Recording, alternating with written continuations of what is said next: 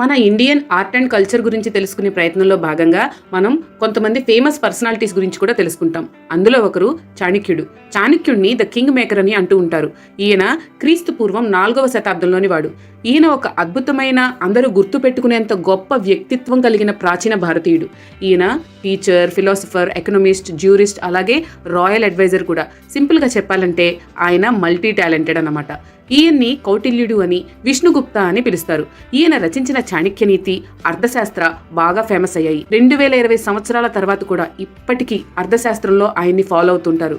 ఇక చాణక్యనీతిని బేస్ చేసుకుని ఎన్ని పుస్తకాలు పుట్టుకొచ్చాయో చెప్పలేము. చాణక్యుడు రాసిన అర్థశాస్త్ర రాజనీతి శాస్త్రం, ఆర్థిక శాస్త్రం మరియు సైనిక వ్యూహం పైన ఒక గ్రంథం.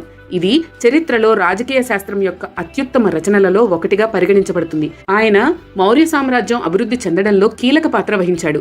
చంద్రగుప్త మౌర్యుడు నందరాజ వంశాన్ని పడగొట్టడానికి, అలాగే హిమాలయాల నుండి డెక్కన్ పీఠభూమి వరకు విస్తరించి ఉన్న విశాలమైన సామ్రాజ్యాన్ని స్థాపించడానికి సహాయం చేసిన కింగ్ మేకర్ గా ఈయన గురించి చెప్తారు. చాణక్యుని జీవితం, ఆయన విజయాలు నాయకులు, ఆలోచనాపరులు, సంస్కర్తలు అవ్వాలనుకునే వారికి మంచి ఇన్స్పిరేషన్ అని చెప్పొచ్చు. చంద్రగుప్త మౌర్య చాణక్యుని మార్గదర్శకత్వంలో గొప్ప చక్రవర్తి అయ్యి దేశ నిర్మాతగా నిరూపించబడ్డాడు. చాణక్యుడు చంద్రగుప్త మౌర్యుని కుమారుడైన బిందుసారునికి ముఖ్య సలహాదారుగా కొనసాగాడు.